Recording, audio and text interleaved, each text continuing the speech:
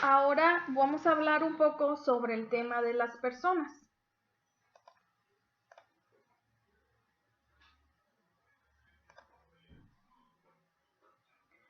Las organizaciones dependen de las personas para que éstas dirijan, controlen y para que operen y funcionen. Toda organización está constituida por ellas, de quienes depende obviamente para su éxito y continuidad. En recursos humanos hay dos vertientes al considerar a las personas. Las personas en cuanto a tales, por ejemplo, dotadas de características propias de personalidad, de individualidad, de aspiraciones, de valores, actitudes, motivaciones y objetivos individuales. Y por otro lado tenemos a las personas como recursos, dotadas de habilidades, capacidades, destrezas y conocimientos necesarios para esa tarea organizacional. Si nos fijamos, de un lado tenemos toda la personalidad, los valores que trae una persona, y por el otro todas esas capacidades en cuanto a lo intelectual. Por un lado, lo emocional o algunas habilidades sociales, y por el otro lado son las habilidades intelectuales. La administración de recursos humanos moderna procura tratar a las personas como tales y no solo como recursos organizacionales importantes. De esta forma, pues rompe con la tradición de tratarlas como simples medios de producción. Se ha observado que esa forma que tenían antes de tratar en las organizaciones era una forma muy limitada y muy retrógrada, de que se consideraba a esas personas como nada más objetos, y todo eso pues ocasionaba bastantes resentimientos y conflictos laborales en los empleados, además de un distanciamiento y alejamiento de las personas con esas funciones que tenían que realizar dentro de las organizaciones. Y por lo tanto, si el empleado no está contento, pues obviamente va a haber problemas de producción y calidad en nuestra organización. La tendencia actual es que todas las personas en todos los niveles pues sean administradores y no solo realizadores de sus tareas como era antes. Aquí cada persona debe de ser consciente que además de que tiene que realizar sus funciones, es decir, sus tareas, debe de ser un elemento importante de diagnóstico y solución de problemas en su organización, ya que para que un trabajo en la organización mejore de manera continua, pues tienes que trabajar en él, solucionar y estar consciente de todo lo que se desenvuelve dentro de tu trabajo laboral. En cambio, si no lo ves, pues no vas a producir o no vas a tener mejor competitividad. Y pues si tienes esa posibilidad de solución de problemas y ves más allá de lo que tienes que hacer, pues así es como las organizaciones tienen éxito, pueden crecer y se van a fortalecer. Y las organizaciones con éxito pues invierten en las personas. ¿A qué se debe esto o cómo se logra esto? Pues que hoy en el mundo los factores de éxito ya no tienen que ver con el tamaño de la organización. Antes era, la empresa es muy exitosa porque es una empresa muy grande y pues produce mucho, o los costos que tiene son bajos. Estos factores pues ya han perdido importancia. En cambio ahora la rapidez de la respuesta, así como la innovación que tienen en los productos, es lo que adquiere relevancia ahora en la organización. Y todo eso pues va enfocado a las personas. ¿Cómo lo logramos? Pues con las personas.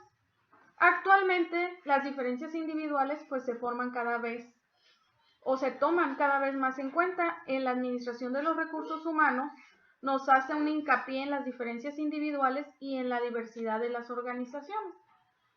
La razón es sencilla. Cuanto mayor es la diferencia entre las personas, tanto mayor es su potencial de creatividad e innovación.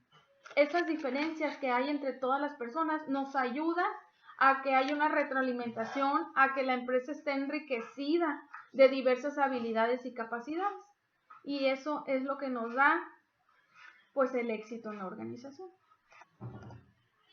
vamos a hablar un poco sobre lo que es la cognición humana, que cognición viene de pensamiento.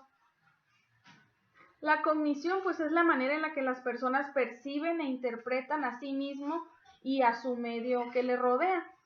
Y la cognición es ese filtro personal a través del cual la persona ve, siente y percibe todo lo que es el mundo a su alrededor. Y para comprender pues la conducta de las personas en el ámbito en esta exposición existen dos teorías importantes. Está la teoría de campo de Lewin y la teoría de la disonancia cognitiva de Festinger. Esas las vamos a ver a continuación. En la teoría de campo de Lewin nos dice que la conducta humana depende de factores fundamentales. La conducta se deriva de la totalidad de estos factores y eventos que coexisten en determinada situación.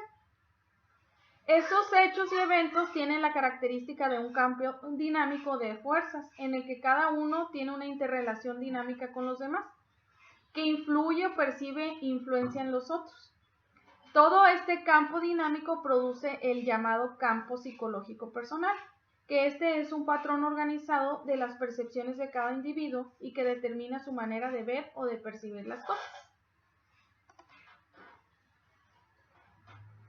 Entonces, es el ambiente el que se relaciona con sus necesidades actuales. Y en el ambiente psicológico, los objetos, las personas y las situaciones, pues pueden adquirir valores que van a determinar ese campo dinámico de las fuerzas psicológicas.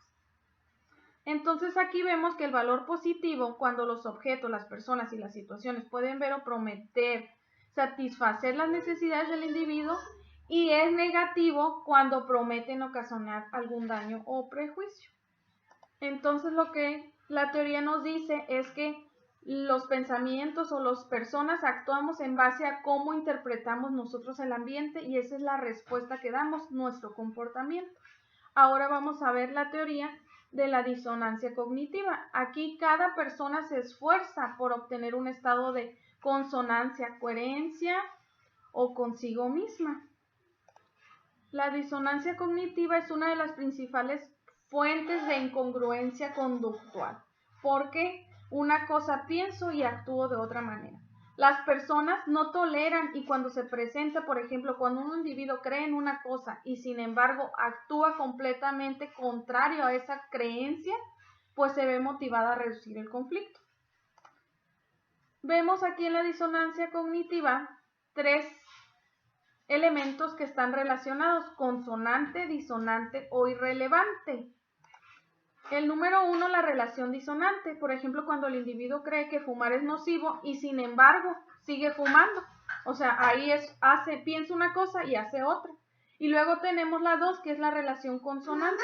Cuando se cree que fumar es nocivo y por lo tanto deja de fumar. Ahí sí hay incongruencia. Y por último, la relación irrelevante, cuando considera que fumar es nocivo y le gusta pasear, que nada tiene que ver, no es una cosa relevante con la otra. Cuando se presenta una relación disonante, la persona se siente mal y para escapar de todo ese conflicto íntimo trata de adoptar una de las tres siguientes acciones.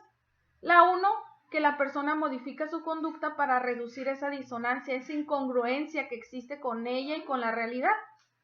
La 2, puedes reducirla al tratar de modificar la realidad para adaptarla a sus condiciones personales. La persona conserva sus convicciones y trata de modificar el mundo a su alrededor para adecuarlo a ellas cuando queremos cambiar a los demás en lugar de cambiarnos a nosotros mismos. Y la 3, si no se pueden modificar sus convicciones personales ni la realidad externa, entonces la persona tiene que convivir con el conflicto íntimo de relación disonante o incongruente. O sea, que vas a vivir con eso de que piensas una cosa, pero a la hora de la hora haces otra. Pues estas son las teorías de la cognición, chicos. Espero que haya quedado claro y si no, con gusto resuelvo sus dudas.